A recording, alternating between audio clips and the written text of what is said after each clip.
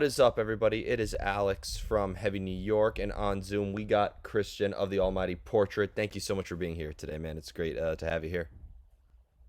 Thank you. It's a great opportunity to be there with you. Thank you, Hello, thank you, everybody.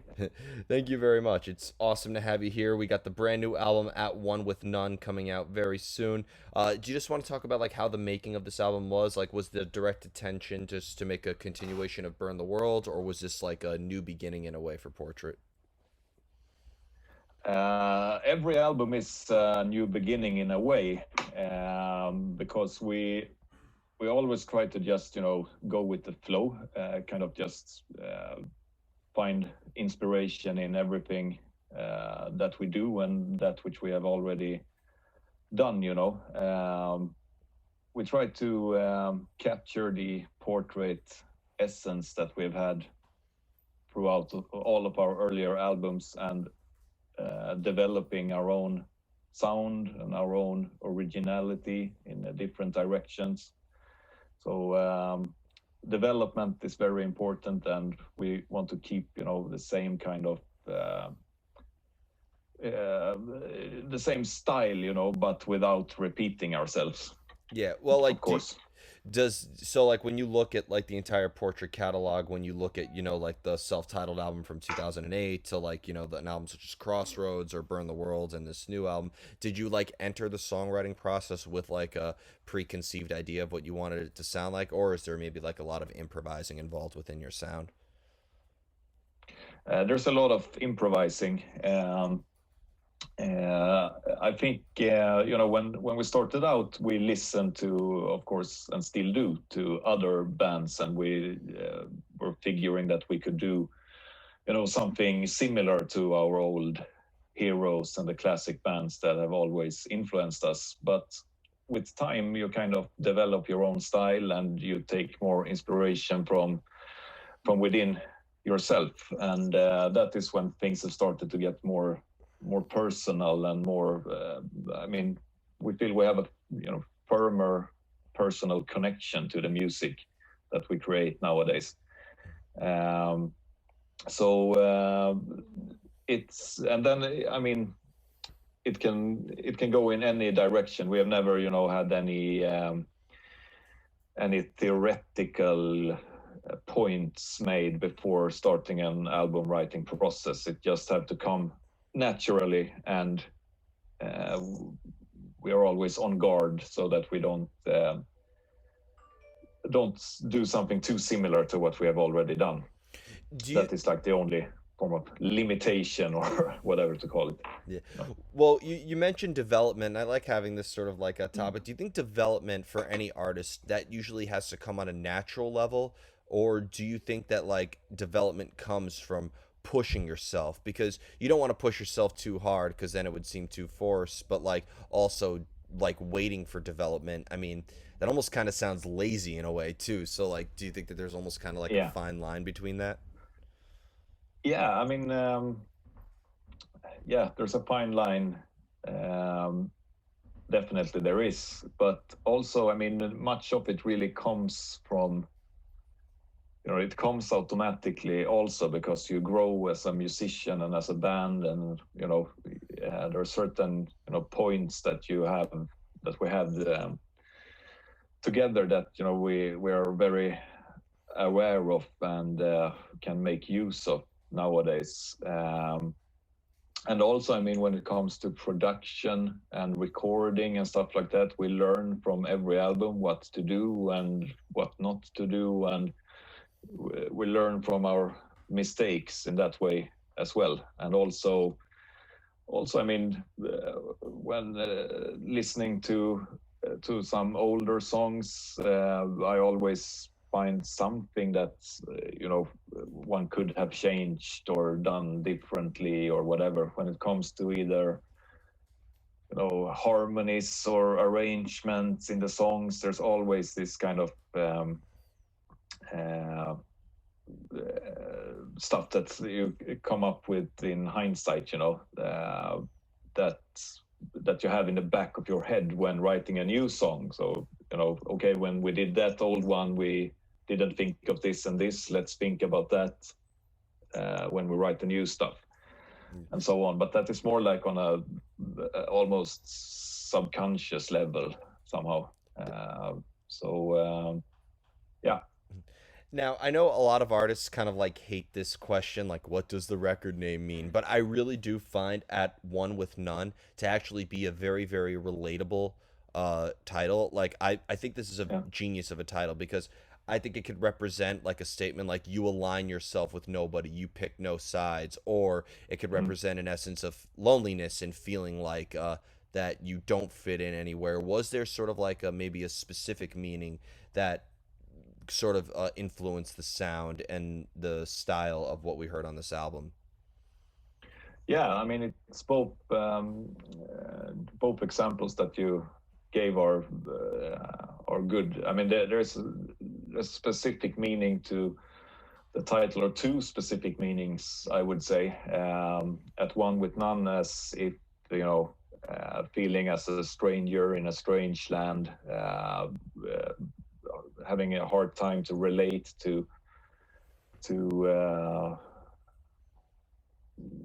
society, to everything of this world, and to freely um, walk away by your own choice from that. And that is sort of what you can see on the album cover. Also, the person on the cover walks away from something and towards something else, and that is also at one with none. It could also be like at one with naught, or at one with the primordial chaos before and beyond creation, uh, to venture out into the dark and into the unknown. And even if you don't, if you can't, imagine exactly what you will find, you still search for it, and you still want to, explore it. Yeah. So Uh, that is the meaning of the title. yeah, because I think it has a represent like it almost represents the ability of somebody to find themselves, but it also represents the ability. It kind of has a representation of loneliness. It has a representation of rebellion. I think that this is a genius of a title. I just wanted to mention that. Yeah, thank you. Thank you. Yeah. Do you feel that maybe the first single that you release off this album, Phantom Fathomer, is a good representation of what the entirety of At One with None will sound like? Or is this just the tip of the iceberg, just one little taste of what we could be expecting on the album? um, it's just the tip of the iceberg, really. It's a pretty straightforward song, but still it has, epic touches. It's quite catchy, and those things, I guess one can say, goes for many of the songs. But it's also it's a mid-tempo song. It's quite melodic. There are other songs on the album which tend to be more aggressive and faster, and there are stuff that is even more, epic and more calmer sounding, so to speak. So it's somewhere in the middle, and then the album stretches in all of all of the directions. Yeah. So it's a good representation, but it doesn't capture the fullness, but it captures the middle of things. So, Well, I've always said that Portrait was kind of like a smorgasbord of heavy. Like, I could see you do a tour with like a Cannibal Corpse or a Suffocation. I could see you do a tour with like a Creator or a Destruction, or like yeah, a more thrash-oriented band. And then I could see you do a tour with like a Behemoth or a Watain or something like that. I think you have like this ability to combine elements of thrash metal, death metal, black metal. I could see you do like a tech death tour with like Obscura or something like that. So, is it fair to say that with Portrait that all of the members have many different influences that you kind of channel into one sound? yeah, um, definitely. I mean, we all listen to everything from like Beatles, Jethro Tull, King Crimson, Maiden, Priest, Dio, Black Sabbath, Merciful Fate, and to, Morbid Angel, Nocturnus, Atheist, um, Yeah, all kinds of stuff as long as it's good. Yeah, uh, that's the only genre but that I mean, matters. yeah, yeah, exactly. I mean, there's a lot of stuff. I mean, I can hear. I don't think of it too much when writing the songs, but I mean, just by listening to the title track uh, of our new album, I think I hear like some in the first like 2 minutes. I hear both some prog elements, and I hear 90s black metal, and I hear status quo even in the verse riff. So there's a lot of stuff in the cauldron. Now, another question I wanted to ask you is that this is actually the 10-year anniversary of your sophomore album, Crimin Lasse Majestis Divane. If I destroyed that, I earned myself a couple dislikes on this video for it. But like, I just, despite my lack of being able to pronounce it, I do very much enjoy this album because when you open up with Beast and Fire, and you have like a track like The Passion or Darkness Forever, it's just a killer track. I was just wondering what like the thought process was behind the making of that album in a way, and how you look back at this being 10 years later. Yeah, it's a very strong album, I think, and that is the album when we started to develop our own sound. I think the uh, the debut album that we had out a couple of years earlier was more like yeah. I mean, the songs on the first album was quite old when we recorded it, and for the second album we needed to start thinking a bit more and look more within ourselves for the inspiration instead of just taking inspiration from what others has already done. Um, but yeah, I mean, we have had quite the same approach to songwriting since that album. We want to do albums with a great variety, versatility, and um, yeah, we didn't think things through too much. We sure didn't have anything against longer songs, at least. Yeah, I think, I guess the Beast of Fire is almost 8 minutes or something, I think, the opening track there. yeah. And Um, this was also the debut album on Metal Blade as well, right? yeah, Yeah. it was. And also the first, I mean, our debut album, the self-titled one, we recorded in the singer that we had back then in his house. So our second album was more. It was the first album that we recorded in a proper studio in the Necromorbus studio in Stockholm. Uh, so everything with the recording process and everything was very new to us, and we. It was the first time that we entered the studio and tried, different forms of equipment out to, find the correct sound for everything. And I remember we tried a lot to get the guitar sound to be similar to that on the "Don't Break the Oath" album on by Merciful Fate. And I think we succeeded. I remember it was when we recorded the album, we thought the guitar sound was, exactly as on "Don't Break the Oath." And Yeah. then when we heard the finished product, it was a bit different, of course. But yeah, it was good. And also Tore, the studio engineer there, he was very good. He pointed out our mistakes all the time in a good way. He did his job in a fantastic way. It's always it's always a bit irritating when you think you have nailed something and then somebody else points out to you that you missed out on something. But Yeah. uh, afterwards, it's all worth the effort. So we put a lot of effort into that album for sure. both into the writing and rehearsing process and the recordings as well. Yeah.